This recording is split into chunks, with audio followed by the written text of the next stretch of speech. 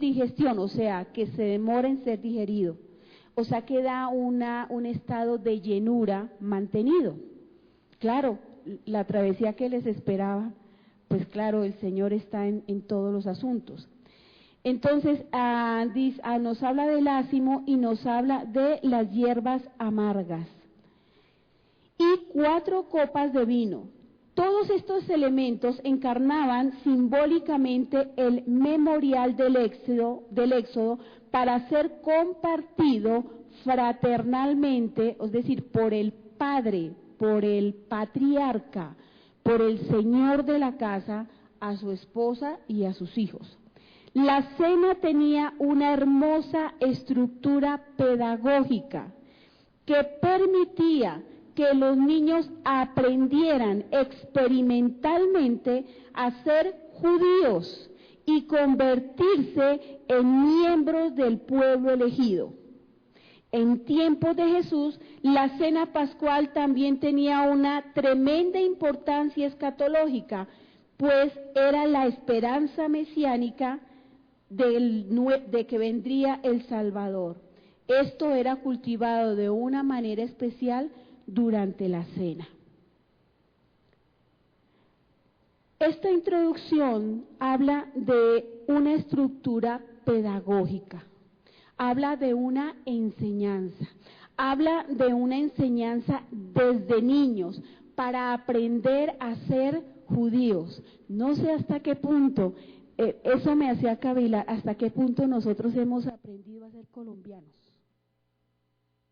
Y tal vez por eso será que nosotros devaluamos tanto nuestro país, porque no nos enseñaron desde niño a amar nuestra tierra y nuestra raíz. Por eso estamos rodeados de riquezas, pero tenemos necesidad en medio de las riquezas que estamos rodeados. Y ya volviendo a la palabra en sí, ¿cuál es el propósito, mis hermanos, de esta enseñanza?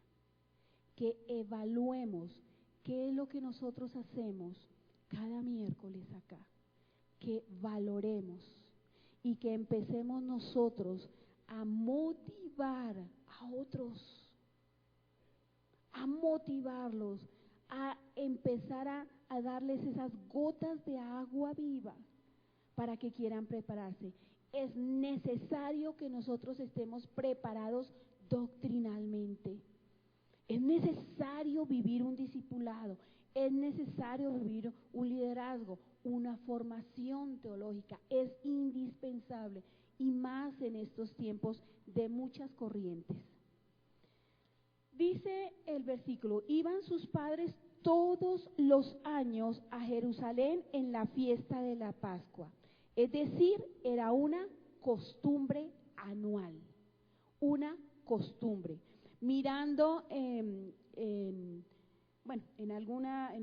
algunos textos, realmente parece que había un cambio de invierno a verano, o sea que ese cambio de invierno a verano era cuando los pastores o la parte pastoril se acercaban a las ciudades. ¿Para qué? Para cambiar por grano, para adquirir alimento. Y ese cambio de clima, de frío a verano, era el tiempo en que se declaraba la Pascua. Era como el festejo de lo que los pastores tenían en cuanto a sus semovientes, semovientes son las vaquitas, sus ovinos, las vaquitas, y las ovejitas, y los cultivadores, lo que era la fiesta de la Pascua, o sea, la fiesta de las siembras. Entonces eso estaba unificado y fue lo que después se tomó como la Pascua al Señor. Entonces era una costumbre, y dice: y cuando tuvo 12 años subieron a Jerusalén conforme a la costumbre de la fiesta. ¿Quién tenía 12 años? El Señor Jesús. El Señor Jesús tenía 12 años de estar yendo al mismo lugar una vez al año con sus padres, en compañía de sus padres.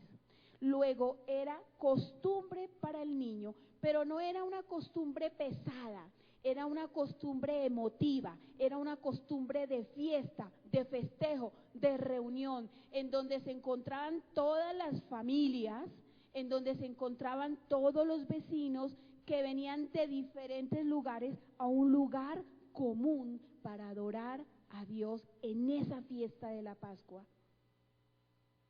Así que era motivo de fiesta, motivo de alegría, no de carga. Y este niño de 12 años llega con sus padres. Ahora, tengamos en claro algunas cosas. Dice acá, dice el versículo, al regresar ellos, acabada la fiesta, versículo 43, se quedó el niño Jesús en Jerusalén sin que lo supiesen José y su madre. Se quedó el desobediente, ¿no? Resulta que para los judíos la edad de los 12 años es la edad de la mayoría de edad. Es cuando el niño ya no es niño, o sea, es la transición entre los 12 y los 13 años, porque aquí en la Biblia se le habla de el niño. Entonces, entre los 12 y 13 años es la transición en que él es un varón. Por supuesto, en las cosas legales, en las reuniones con los ancianos, para poder entrar a esas reuniones, debería tener 20 años. Pero la edad de los 12 y los 13 años se considera como la edad del bar mitzvah o del llamados hijos del mandamiento o bar mitzvah, hijos del mandamiento. Entonces, hasta ese momento los niños ya tenían que saber buena parte del Pentateuco, recitarlo, tener muy en claro los mandamientos, y al ser hijos del mandamiento se sometían a cumplir esos mandamientos. Eso los hacía mayores de edad. Aparte de que a partir de los 12, 13 años ellos ya eran responsables de sus actos. ¿Qué diferencia con nuestra parte occidental, no? Ya eran responsables de sus actos. Entonces, el niño se queda, dice, al regresar ellos acaba la fiesta, se quedó el niño. Él ya estaba siendo responsable de su decisión. Dice el versículo 44, y pensando que estaba entre la compañía, anduvieron camino de un día y le buscaban entre los parientes y los conocidos. ¿Quiénes? Sus padres. José y María le buscaban. Pensaron que ¿qué? Que estaban entre sus parientes y sus conocidos. Los miércoles, cuando vienen esas personas nuevas, esas personas que vienen a discipulado, nosotros, querida iglesia, nos convertimos en sus parientes y sus conocidos. Esas personas que vienen a las escuelas a aprender son como ese niño de 12 años que han vivido su vida de A, B o C forma, pero que muy dentro el Señor les ha dado ese toque de arrepentimiento, de conversión, y vienen a aprender del Padre.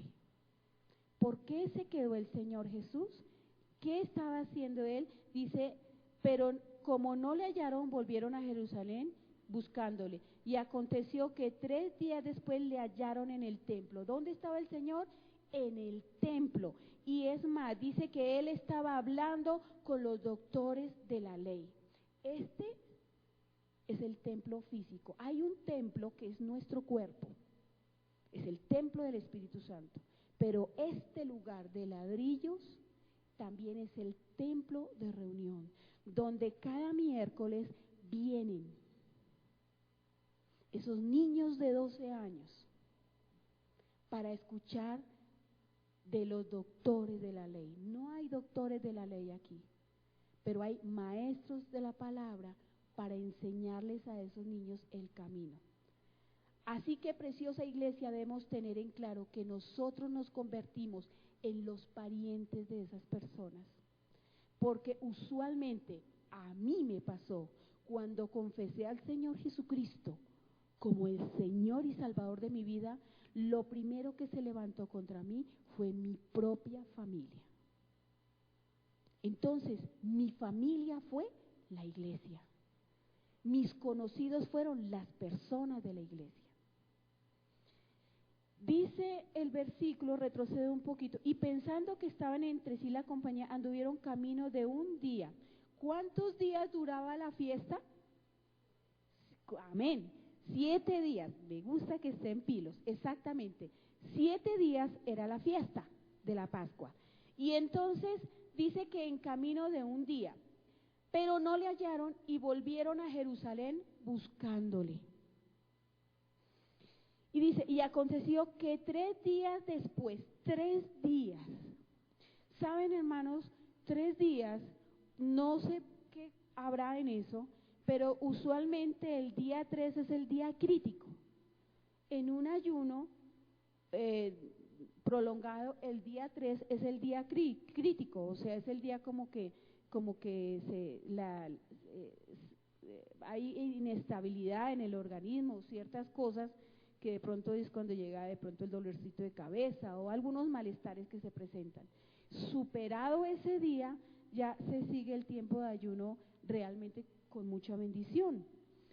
Usualmente también se habla del día crítico cuando una persona está en cuidados intensivos, no sé qué tenga que ver, pero dice las primeras 72 horas. 72 horas equivalen a ¿cuánto? Las primeras 72 horas son las horas de fuego para que esta persona o viva o muera. 3 días. Así que yo lo asimilo como que 3 días, o sea, es el tiempo de la crisis. Y efectivamente José y María tuvieron crisis. Su hijo estaba perdido y no entre 400 o 500 personas, sino por ahí que 1000, 2000, no sé cuántas personas, la cantidad de gente de pueblo. Su hijo estaba perdido, lo habían buscado entre los familiares y los conocidos y no estaba. Así que era un momento de crisis. Entonces, iglesia, nosotros sí se pueden presentar esos momentos de crisis, pero el Señor me redarguye a mí en lo dispuestos y en lo pilos que debemos estar nosotros para el tiempo de crisis que le lleguen a nuestros bebecitos. Las personas que entran a discipulados son bebés y nos necesitan. Y puede que sean malcriados, necios, que nos saquen el mal genio, pero son bebés. Y tendremos que preparar el tetero, el pañal, bueno, toda la cuestión. Y ellos van a enfrentar sus crisis. Y ojalá que en esas crisis nosotros como pueblo estemos ahí para ayudarlos y extender la mano. Créanme, iglesia preciosa, que yo he sido confrontada y redarguida. He sido hallada falta. El Señor, pésame en balanza. Y yo he sido hallada falta. Dice también, y aconteció que, bueno, estaba con los doctores de la ley. Dice, oyéndolos y preguntándoles. Y todos los que le oían se maravillaban de su inteligencia y de sus respuestas. Dice, cuando le vieron, se sorprendieron y le dijo su madre, hijo, ¿por qué nos has hecho así? He aquí tu padre y yo te hemos buscado con angustia. Viene una reprensión, vienen los requerimientos de la familia. Para esos nuevos creyentes también hay requerimientos. ¿Por qué se va, mija? Usted antes me hacía el almuerzo, ahora usted corra para esa iglesia. ¿Por qué ya no me atiende igual? Mija, ¿por qué ya no va a bailar conmigo? Si antes íbamos a bailar, ¿por qué ya no? Los requerimientos de la familia. Papá, ¿por qué ya no nos quedamos aquí viendo televisión? Van a dar una peliculaza tremenda. ¿Por qué ahora tenemos que ir a la iglesia? Tenemos como carga los requerimientos. ¿Por qué ya no hay tiempo para mí?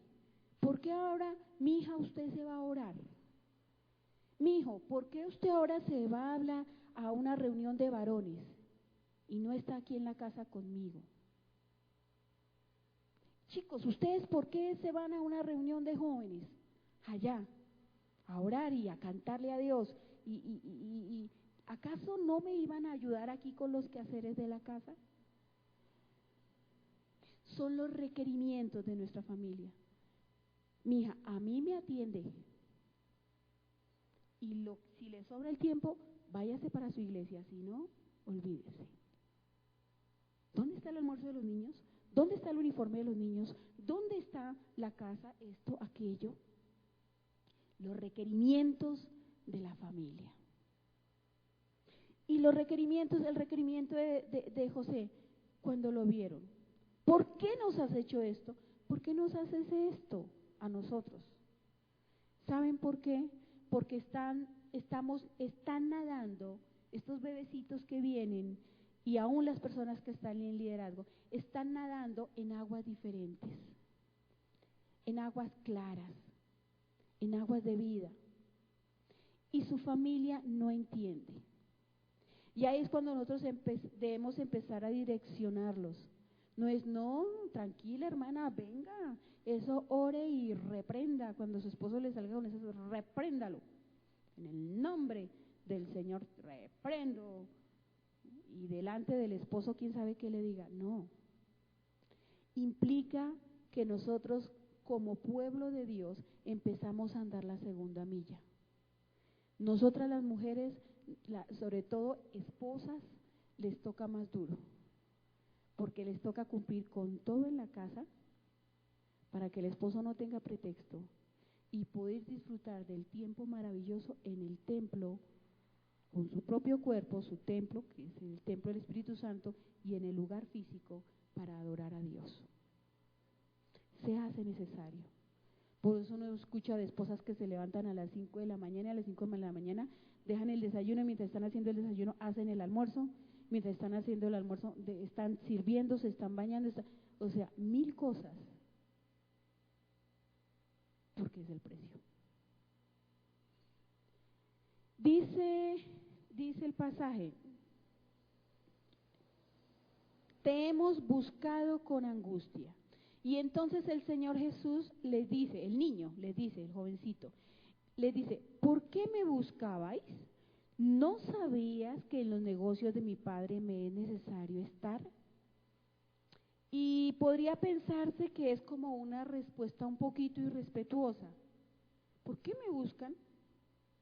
¿No saben que en los negocios de mi Padre me es necesario estar? ¿Qué les pasa? Pero no es eso. Jesús lo que quiere es hacerlos caer en cuenta.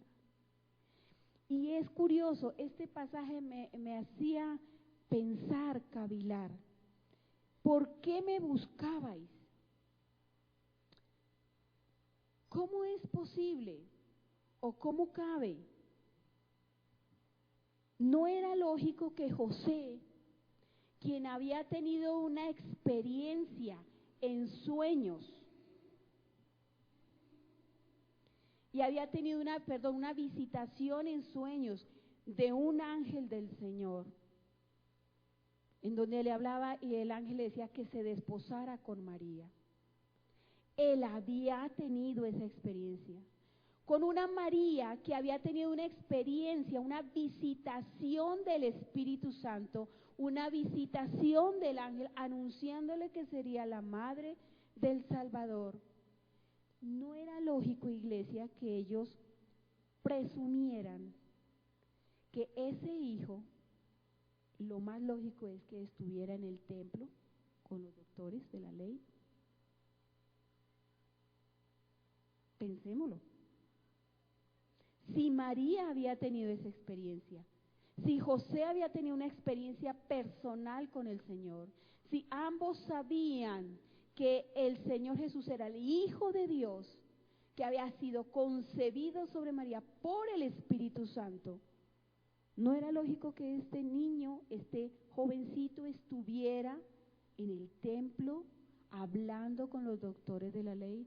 Por eso es que el Señor Jesús les dice, o el niño, el jovencito, le dice, ¿por qué me buscaban? ¿No sabían que en los negocios de mi padre es necesario que esté? Ustedes deberían saber, por lógica, dónde estaba yo. No fue un irrespeto. Sin embargo, dice el pasaje, mas ellos no entendieron las palabras que él les habló. No entendieron. ¿Por qué no entendieron? Porque estaban en un momento con sus sentimientos lastimados. El humano José y la humana María estaban sentidos.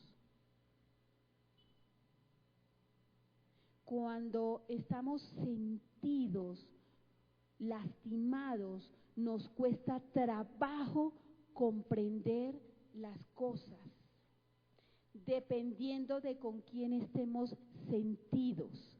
Podemos estar sentidos con Dios, podemos estar sentidos con algunos miembros de nuestra familia, y eso nos cuesta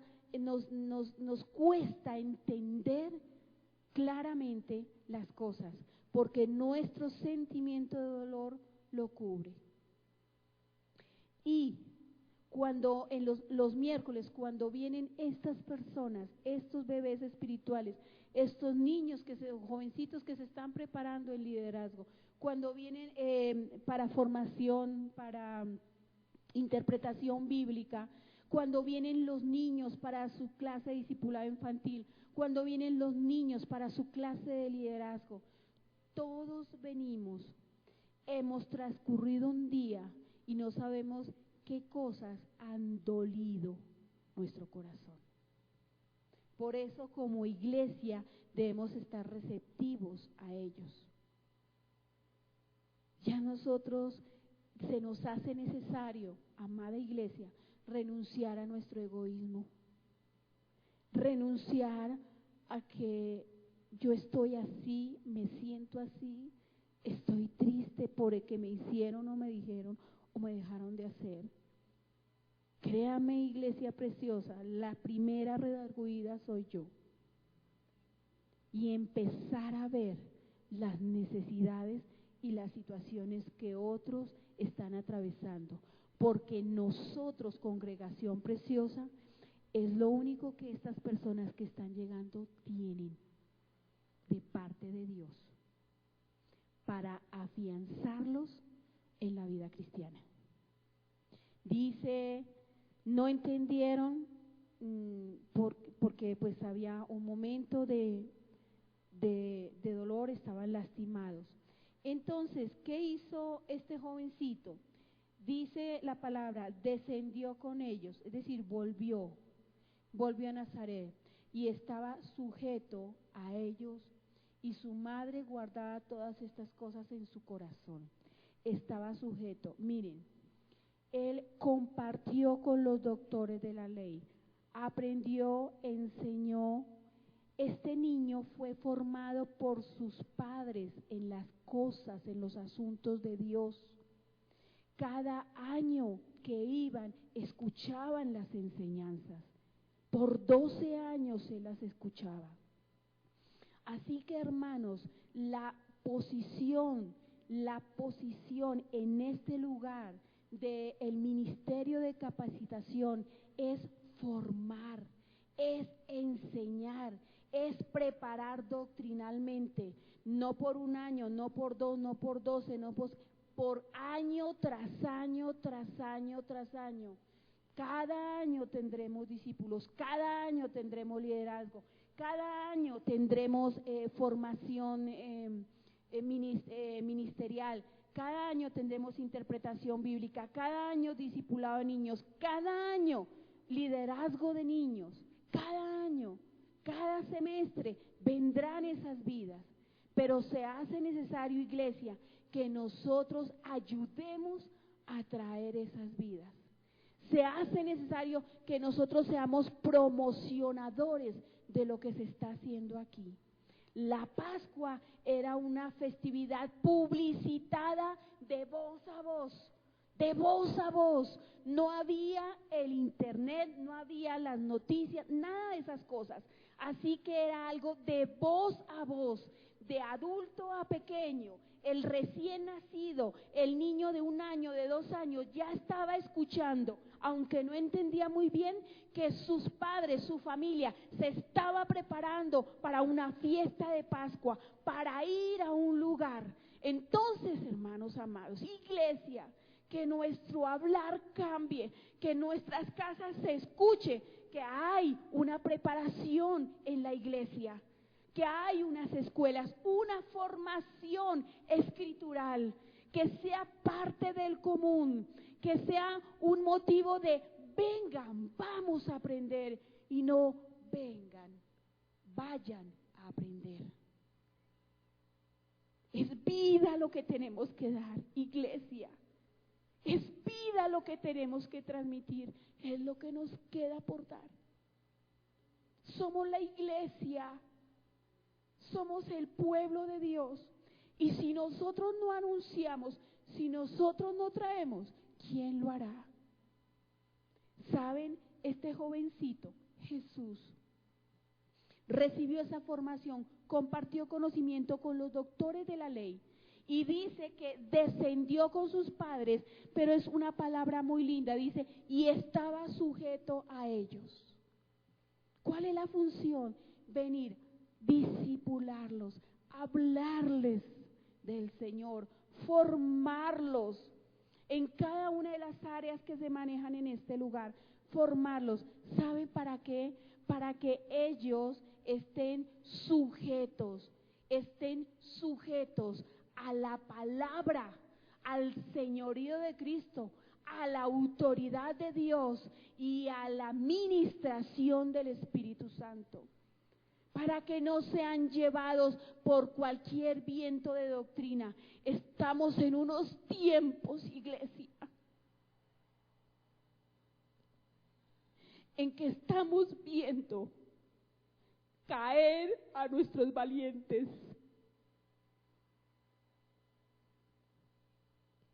Y es duro, porque se dejaron contaminar. Por favor, iglesia, ya no más. Baratía con el evangelio. Ya firmes en sus pies y entendiendo quién los ha llamado y a qué los ha llamado. Nosotros estamos llamados a vadear el río, a nadar contra la corriente de las fuerzas de este siglo, a que se prendan a nuestros brazos aquellos que se están colgando, que se los están llevando las corrientes de las falsas doctrinas, de los falsos pensamientos, de las modas, de los falsos amigos. Están cayendo muchos valientes, iglesia. No es tiempo de perder el tiempo en lo que no aprovecha. Iglesia preciosa, hay un espacio en este lugar y debemos dar gracias a Dios por ese espacio. Hay iglesias que no lo tienen. Hay lugares donde está cerrada esa posibilidad. Y si usted escucha de alguien, motívelo. Vamos, yo lo acompaño, vamos. Porque se nos hace necesario estar preparados. Tiempos difíciles vienen. ¿Cómo como padres podremos sustentar a nuestros hijos si antes nosotros no hemos caminado lo que tenemos que caminar? Amén. Nos ponemos de pie.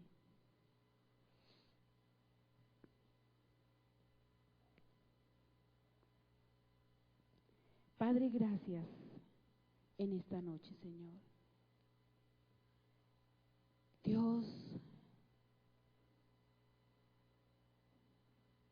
ayúdanos a mantenernos firmes,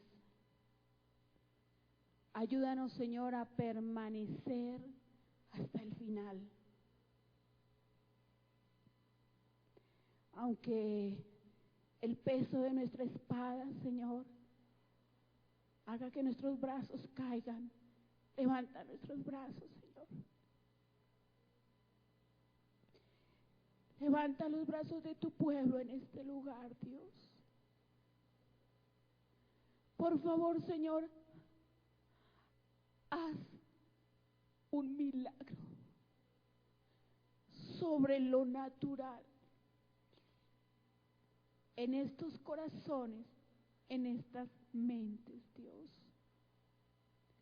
que decidan llevar una vida conforme a tus preceptos.